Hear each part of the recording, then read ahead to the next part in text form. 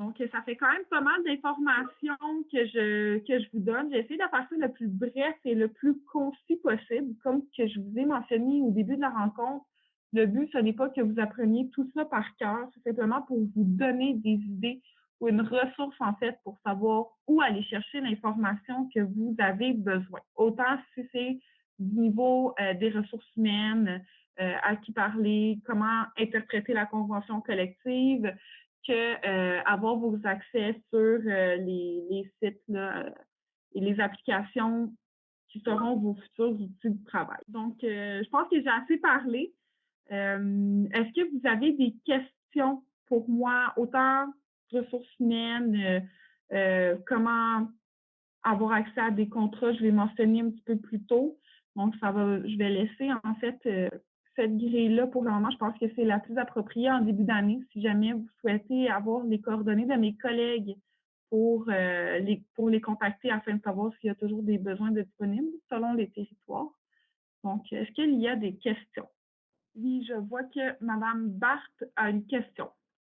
Oui, bonjour, je ne sais pas si vous m'entendez bien. Oui, on vous Voilà, entend. du coup, parfait. J'ai effectivement regardé dans la conversation et je vois que voilà, on est plusieurs a priori à ne pas avoir d'affectation. Je voulais savoir si pareil, on était dans les délais, si c'était normal qu'on n'ait pas encore d'école, en sachant qu'on a reçu un mail il y a quelques jours pour faire une demande d'emploi sur internet, si je ne me trompe pas, avec des Oui, emplois à, pour certains emplois, c'est bien ça? oui, en fait, comme que je vous l'ai mentionné, en fait, le lien, c'était pour ouvrir votre dossier en ligne. Donc, tous les enseignants doivent avoir un dossier ouvert en ligne pour procéder informatiquement au paiement de votre affectation. Pour répondre à votre question, ça bouge encore énormément dans les écoles au moment où on se parle. Donc, il y a des directions qui reviennent de vacances, qui sont justement en train de regarder leur effectif dans leur école. Et il y a encore des congés là, qui s'annoncent. Donc, des congés de maternité, des invalidités. Donc, ça bouge encore énormément, même si on est à l'aube de la rentrée scolaire.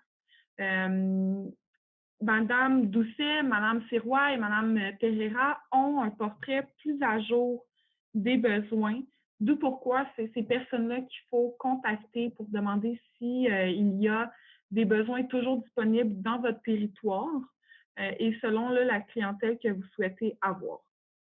D'accord, et vous avez une adresse mail pour contacter ces personnes ou c'est, uniquement, par téléphone? Oui, ben en fait, c'est tout simplement Carole-Doucet à commercial csSPI.gouv.qc.ca.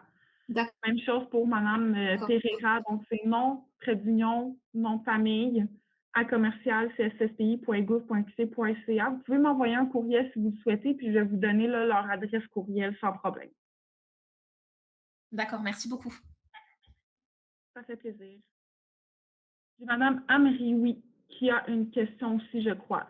Oui, c'est à propos, de l'attestation de la réussite du TECFI. J'ai vu défiler une diapositive qui disait qu'on devait la joindre, à la commission scolaire, c'est ça?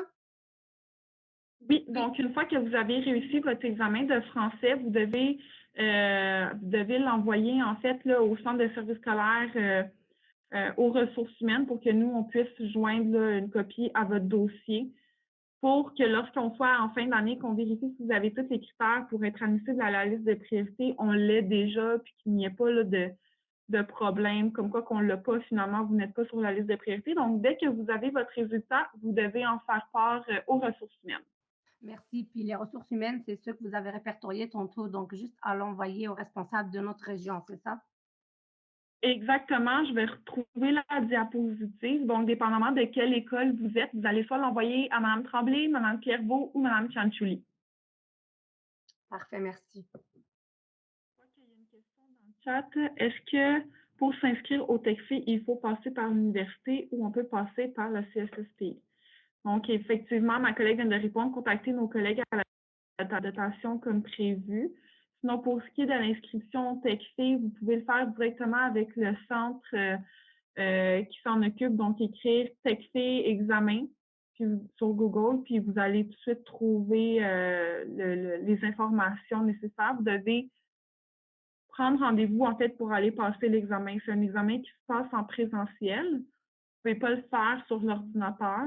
Donc, il faut vraiment céduler une date là, pour pouvoir aller passer cet examen-là. Ce n'est pas nous qui s'occupent de vous donner ces dates-là, c'est vraiment le centre là, qui s'occupe de passer les examens qui va pouvoir vous donner cette information-là. Madame Barthes, est-ce que vous avez encore une main levée? Est-ce que c'est pour une autre question ou vous avez juste pas baissé votre main? Oui, pardon, c'est encore moi, j'avais une question. Vous disiez qu'il fallait, envoyer un un courriel aux collègues, par rapport à la dotation, mais du coup, est-ce qu'on est déjà censé savoir sur quel secteur on va être ou parce que vous disiez Ben, qu'il en fallait, fait, envoyer oui, mais c'est surtout par rapport à votre lieu d'habitation. Donc, si jamais vous habitez là, dans le quartier de Villeray, puis que vous êtes en transport en commun, ben l'idéal, ça serait d'être dans les quartiers d'Anjou, Saint-Léonard, Montréal-Nord, qui sont nos territoires les plus à l'ouest. Donc, tu sais, vous y allez avec la proximité de votre lieu d'habitation, tout simplement.